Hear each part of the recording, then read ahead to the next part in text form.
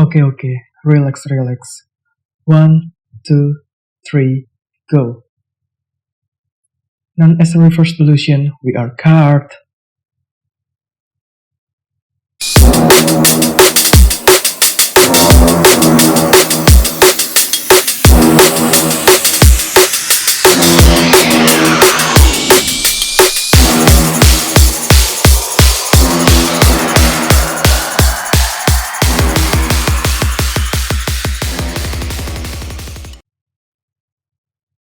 Hey guys, welcome to Card Radio, the all-new radio podcast that we call Radio Pod. Perkenalkan, saya Narus, dan kali ini saya mau mempersembahkan ke kalian part 2 dari Radio Pod kita yang bertemakan Luka Magnotta atau dokumenter Netflix yaitu Don't Fuck With Cats. Yuk, kita langsung saja dengarkan diskusi antara Linda dan Yuna lagi ya. Let's check it out. Kembali lagi bersama kita di Radio Podcast yang kali ini membahas tentang kisah Luka Magnotta. Nah, ini aku sih berpenasaran di kali ini di bagian di narsistiknya. Jadi pas di dokumenter series itu diceritain gimana dia itu sangat terobsesi gitu dengan film yang dia tonton, secara khusus di film Casablanca sama film Basic Instinct gitu kan. Ketika dia ditangkap waktu itu di Jerman dan dibawa kembali ke Kanada, waktu itu diekstradisi, kan dia sempat gitu diinterogasi sama pihak kepolisian Kanada. Dia terlihat dari rekaman interogasi itu dianalisis, ternyata posisi dia duduk itu meniru salah satu tokoh yang ada di film Basic Instinct gitu. Dari cara dia duduk, cara dia minta rokok gitu kan, itu semua terekam CCTV. Dan buat aku sebagai orang awam itu agak merinding gitu loh. Berusaha membuat real life itu dijadikan sebuah film itu mungkin ketika cerita film bercerita tentang kejadian nyata oke gitu, tapi ketika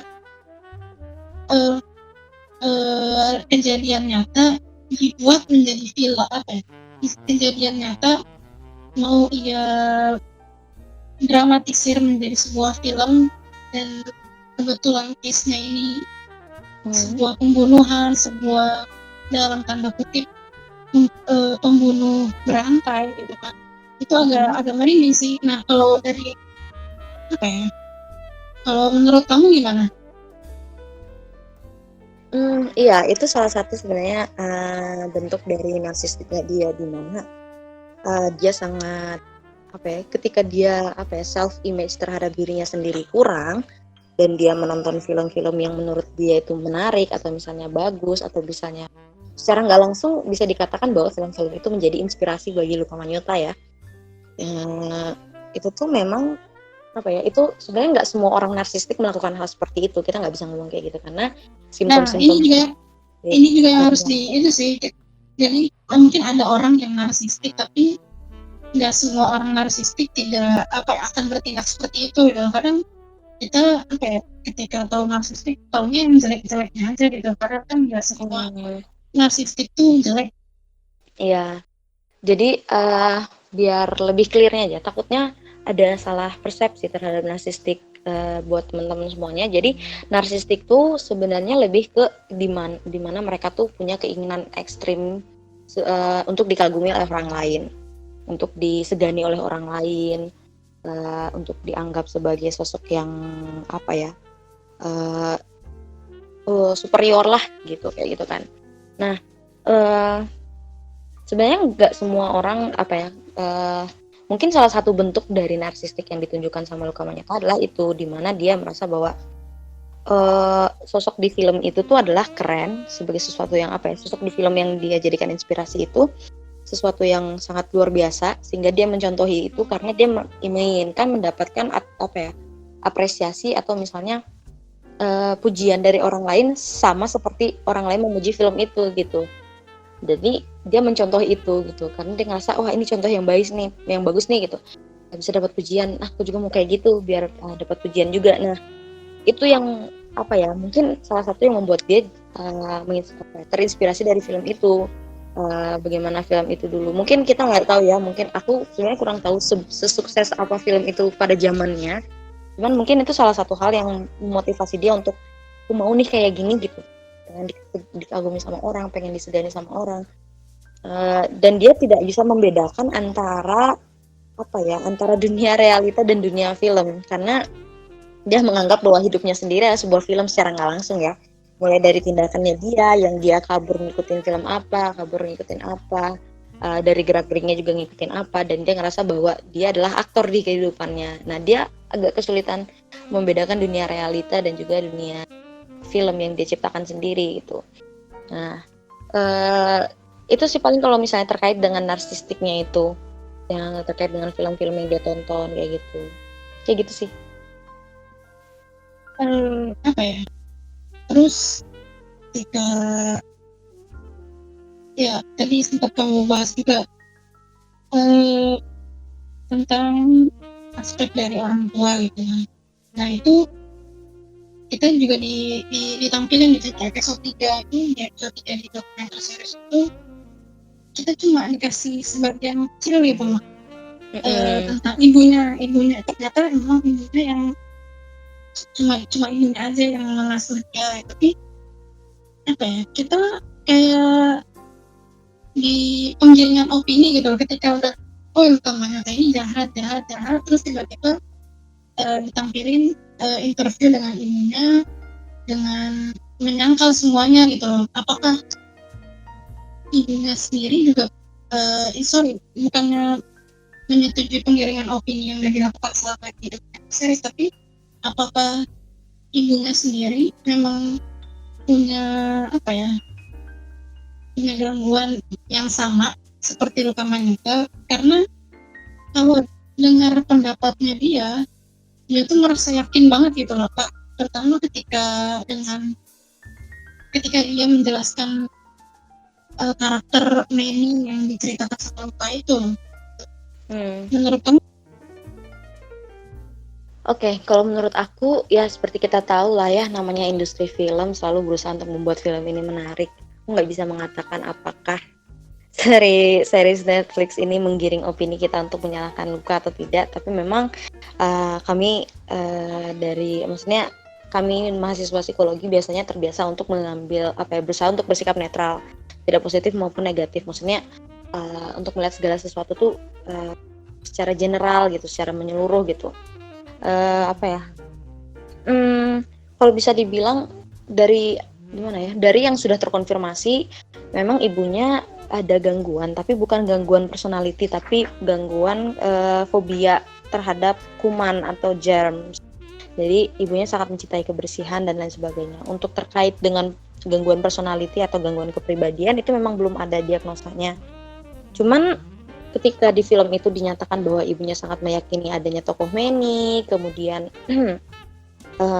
membenarkan saya tidak langsung membela anaknya.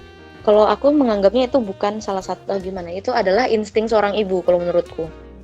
Jadi karena dia merasa anaknya nggak salah, karena karena kan di film itu memang diceritakan bahwa ayahnya tuh nggak ada, ibunya tuh tinggal bersama dengan ketiga anaknya kalau nggak salah. Dia punya anaknya laki-laki 2, perempuan 1. Dan itu adalah, menurutku itulah insting seorang ibu, di mana dia berusaha untuk membela anaknya, walaupun dia sebenarnya secara nggak langsung menutup matanya untuk melihat fakta. Soalnya kita juga sebenarnya masih belum tahu ya apakah sosok Manny ini nyata atau tidak. Mungkin di film itu dinyatakan bahwa suatu hal yang fiktif, cuman aku masih 50-50 meyakini apakah Manny itu hanya fiksional atau nyata gitu, karena kita nggak ada yang tahu apakah benar tokoh itu nyata atau tidak. Cuman yang ibunya lakukan adalah pembelaan dari seorang ibu terhadap anaknya, kalau yang aku lihat. Jadi bukan karena ibunya juga meyakini apa yang diyakini oleh Luka, tidak, tapi lebih ke kayak insting orang tua untuk melindungi anaknya. Anak saya tidak bersalah, ada orang yang mengontrol dia apa segala macamnya, kayak gitu. Jadi dia sudah agak terbutakan oleh apa yang seharusnya dia lihat gitu. Dia lebih ke membela anaknya. Kalau kata aku sih gitu. Nah, terus mengenai tadi sih masih bahas soal filmnya gitu ya, film-film yang inspirasinya dia gitu kan. Dari si Luka Mandatanya sendiri, apakah ini kita sebagai orang awam nggak apa ya, walaupun maniak banget soal film, kita nggak pernah menjadikan film itu sebagai inspirasi untuk melakukan sesuatu yang jahat gitu. Nah, sementara si Luka Mandatanya sendiri, dia tuh banyak aksi yang dia lakukan itu berdasarkan atau terinspirasi dari film. Nah, menurut dan karena orang awam tidak terbiasa, jadi banyak bagi orang awam bilangnya itu sebagai sebuah tindakan dalam tanda kutip jenius. Nah, menurut kamu atau dari anak psikologi, benar nggak sih itu termasuk kategori dalam tanda kutip jenius? Itu yang pertama. Nah, terus yang kedua, jalan pikir otaknya Luka Manetta itu kan terangsang untuk melakukan aksi-aksi itu. Nah, itu apakah itu termasuk mental illness juga? Nah, apakah itu juga apa ya? Ya intinya sih gitu. Jadi apakah mental illness bisa memacu seseorang untuk berpikir secara jenius? Apakah ada sindromnya? Apakah ada penyakitnya? Ada nggak sih gitu? Itu aja sih. Oke. Untuk masalah dibilang jenius atau enggak, sebenarnya untuk kasus Luka Manyotta, untuk dibilang jenius, aku merasa mungkin kurang tepat karena sebagian besar tindakan dia itu terinspirasi dari film, dan apa ya,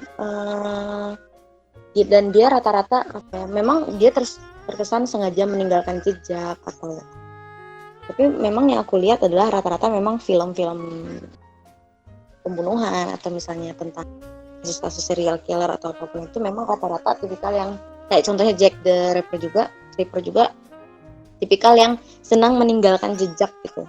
Nah jadi apa ya, mungkin aku bukan mengatakannya sebagai jenius tapi aku mengatakannya sebagai well prepared. Nah kenapa aku bisa bilang well prepared, karena di film itu juga kita tahu sama-sama kan ya, dia sebelum dia melakukan aksi pembunuhan itu dia sudah menyiapkan lawyer yang ketika dia membela dirinya sebagai Manny, membela dirinya bahwa ada sosok yang bernama Manny, kemudian dia ngirimin foto dan lain sebagainya. Jadi dia sudah mempersiapkan itu dari jauh-jauh hari sebelum atau jauh-jauh tahun sebelumnya gitu.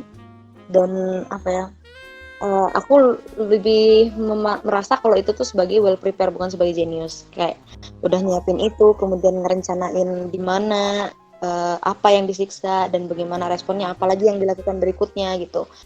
Aku lebih nangkepnya sih sebagai itu. Kemudian apa ya?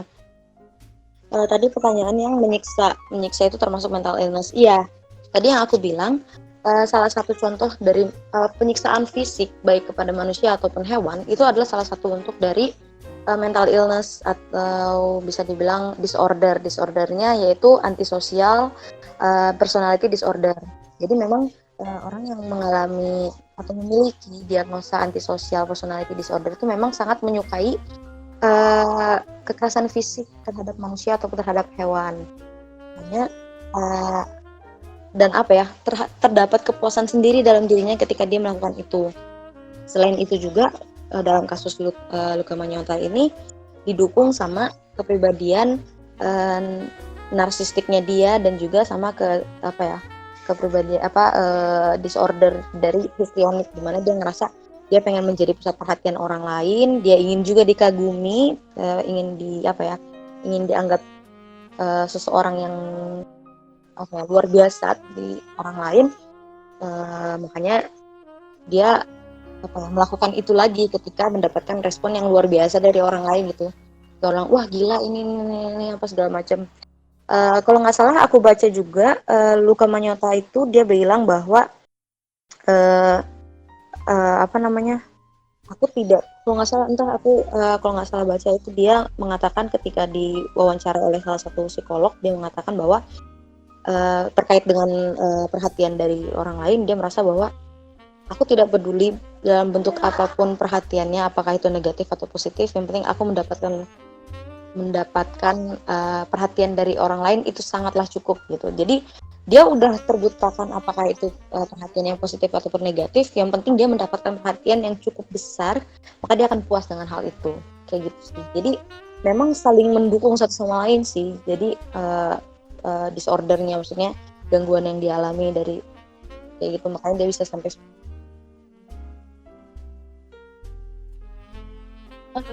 Oke. Terus mengenai yang satu lagi terakhir, mengenai yang simbolis. Nah, kita melihat banyak itu untuk pembunuh atau dalam pembunuh berantai. Ya salah satunya yang kita bahas ini kan bisa dikategorikan sebagai pembunuh berantai ya. Ini terus belum ada kayak Ted Bundy atau Jeffrey Dahmer. Nah itu mereka senang banget menggunakan sebuah simbol gitu kan. Jadi apakah yang ingin aku tanyakan atau yang bikin aku penasaran ini, karena udah banyak gitu kasusnya di kasus real life-nya, apakah di studi psikologi sendiri udah punya ancang-ancang gitu loh, kan yang orang-orang yang senangnya simbolik maniak terhadap simbol itu sebagai ciri-ciri untuk melakukan sesuatu kegiatan yang jahat atau brutal itu ada nggak sih gitu? Kalau dalam psikologi sendiri sih, kalau hanya sekedar berbentuk simbol, ilmunya sendiri masih belum ada, sejauh yang aku pelajari itu memang masih belum ada, karena belum tentu orang yang menyukai simbol mengalami mental illness gitu. Mungkin tergantung dari bagaimana dia memaknakannya. Kalau terkadang kan memang ada orang yang menyukai simbol-simbol tertentu, tapi ternyata pemaknaan dari simbolnya itu adalah positif. Nah makanya untuk dikatakan sebagai simptom dari simbol-simbol itu masih kurang kuat atau misalnya masih lemah, karena belum tentu, karena simbol-simbol tersendiri itu memang ada juga yang menyukai simbol, tapi ya itu aku balik lagi tergantung pemaknaan masing-masing. Jadi agak lemah kalau misalnya mau dijadikan sebagai simptom. Mungkin lebih ke kayak perilakunya sehari-hari, observasi, kemudian wawancara, background profilnya atau anamnesa yang sebelum-sebelumnya kayak gitu. Sekalian aku juga mau nambahin juga, tadi aku lupa nih, ternyata Luca Magnotta tuh dulu ketika sekolah dia dibully dan dia tuh sebelum dia masuk ke sekolah dia paling sering di homeschooling. Setelah di homeschooling baru masuk ke sekolah, dan ketika sekolah dia dibully. Jadi memang dia tidak mendapatkan perhatian yang seharusnya dia dapatkan, baik itu dari orang tuanya, yang dimana orang tuanya berpisah, kemudian ayahnya juga tidak ada di rumah, ibunya juga sebenarnya tidak dipaparkan dengan jelas apakah ibunya itu tipikal yang perhatian atau tidak, sehangat apa hubungan dia dengan anak-anaknya. Cuman mungkin aku merasa apapun itu bentuk perhatian dari ibunya, dia masih merasa kurang terhadap perhatian itu, dan kemudian ketika dia juga homeschooling masih belum sulit untuk berinteraksi, kemudian ketika masuk dia malah dibully. Jadi keinginan untuk mendapatkan atensi itu wajar-wajar saja sebenarnya, dan justru seharusnya diberikan dalam batas tertentu, baik itu dari orang tua, lingkungan sekitar dan sebagainya macamnya. Cuman karena memang kasus Luca Magnotta ini cukup kompleks, baik dari orang tuanya, lingkungannya dan lain sebagainya, itu juga sebagai salah satu faktor yang membentuk karakter Luca Magnotta ini ada gitu sih. Oke. Ini penjelasannya lumayan jelas, sekaligus lumayan berat soalnya aku sebagai orang awam ya penasaran. Yang pertama pasti penasaran, karena eh, banyak sisi atau aspek psikologinya yang kurang dibahas gitu kan. Terus Iya. yang kedua ya karena kita juga peduli gitu loh, karena semakin kesini booming gitu, semakin booming aspek psikologi mempengaruhi segala macam segala aspek gitu. Pokoknya sisi psikologi itu nomor satu, baru yang lain-lainnya gitu kan. Karena jadi apa ya, mungkin akan jadi semoga episode ini bisa nambah ilmu baru gitu, soalnya ini termasuk lengkap banget sih gitu ya, walaupun pembahasannya negatif ya, karena tentang pembunuhan tentang pembunuh gitu kan, cerita seorang pembunuh, tapi ya semoga bisa jadi apa ya, bisa jadi ilmu baru supaya nanti pas diterapkan di lingkungan asli, di lingkungan sosialnya, di lingkungan sosial kita nggak asal diagnosa gitu. Itu yang paling penting sih, Iya, itu paling penting. karena seiring dengan berkembangnya waktu, tahu bahwa sisi psikologi ini dibahas di mana-mana, jadi kita jadi kayak so tahu gitu kan, apalagi sebagai orang awam gitu, baca sedikit langsung bilang A, langsung bilang B, padahal yang ahlinya aja mau observasi dulu, butuh penelitian secara berlanjut, secara berkala. Itu aja sih. Iya, itu penting banget. Apalagi apa ya, tentang mental illness sendiri di Indonesia masih tabu ya. Maksudnya masih orang menganggap bahwa kalau ke psikolog itu berarti ada gangguan jiwa, padahal nggak 100% seperti itu gitu. Dan itu juga membuat orang-orang tuh segan untuk konsultasi, segan untuk mengunjungi psikolog, karena sebenarnya bahkan ketika kita merasa bahwa kita sudah mulai stres atau apa, itu kalau misalnya memang merasa bahwa diri sendiri tidak mampu menyelesaikan, itu sangat dianjurkan kalau untuk berkunjung ke psikolog atau misalnya psikiater atau apapun itu, karena lebih baik daripada self diagnose ya kayak gitu. Itu yang sering banget terjadi di Indonesia. Jadi mereka berasa bahwa wah, ciri-cirinya aku banget nih, berarti aku kayak gini dong. Enggak seperti itu, karena aku juga membahas tentang leukemia ini berdasarkan diagnosa dari dokter yang sudah ada. Karena aku sendiri secara pribadi, walaupun aku sudah lulus, aku juga masih belum berani, karena untuk mendiagnosa seperti ini masih butuh studi yang lebih lanjut tuh. Aku hanya memaparkan dari dokter atau misalnya psikolog yang sudah mengidentifikasi tipe-tipe itu, dan aku hanya menjelaskan gitu. Karena itu dia, aku harap sih buat teman-teman semuanya yang merasa bahwa yang paling sering menjadi topik bahasan di Indonesia adalah depresi. Nah, istilah depresi ini sering banget dipakai di Indonesia, maksudnya atau misalnya stres atau apa, aku kayak gini, depresi nih, kebanyakan masalah segala macam. Entah itu aku menganggap itu sebagai sebuah tren atau apa, tapi aku berharap kalian tidak menjudge diri kalian seperti itu, karena untuk mengatakan bahwa diri kalian termasuk tipikal orang yang depresi butuh tahapan yang cukup panjang gitu, dan nggak semudah yang kalian baca di internet kalau kayak gini artinya depresi, nggak semudah itu gitu. Nah kayak gitu, jadi diharapkan untuk sangat berhati-hati untuk tidak self diagnose. Dan kalau misalnya memang kalian merasa mulai merasa ada yang tidak nyaman dengan diri kalian, atau kalian merasa frustrasi terhadap masalah-masalah yang kalian alami, jangan malu untuk mengunjungi psikolog ya teman. Oke deh, itu aja sih. Mungkin cukup sekian di episode kali ini. Semoga ya aku tekankan sekali lagi, semoga ilmu yang udah tadi dijabarkan sama Yuna bisa dimanfaatkan dengan baik. Jadi nggak asal ngejudge orang, nggak asal self diagnose orang. Mungkin sekian dan Saya Yuna. terima kasih. Bye. Bye.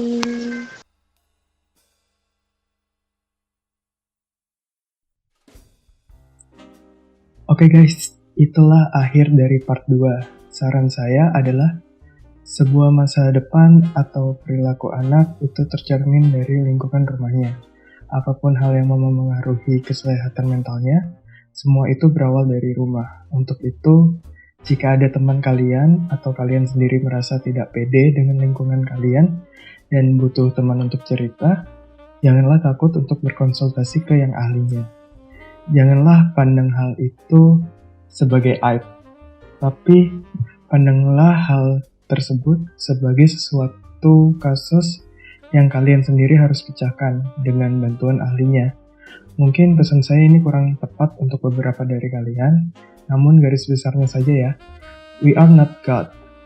We are only human. Kita adalah makhluk sosial dan kita tidak bisa menangani apapun itu sendiri. Maka dari itu, bertukar pikiranlah sama yang lain. Oke, saya mau undur diri dan memutarkan satu lagu sebagai penutup topik kita kali ini, yaitu Lana Del Rey, Serial Killer, di cover oleh Ed Ray. Saya Narus, see ya! Wish I may, wish I might find my one true love tonight. If you think that it could be you, if I pray really tight, get into a fake bar fight while I'm walking on the avenue.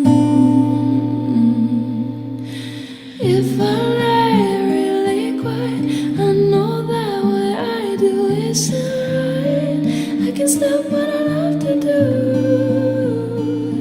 So I murder love in the night, watching them fall one by one they fight. Do you think that you love me too?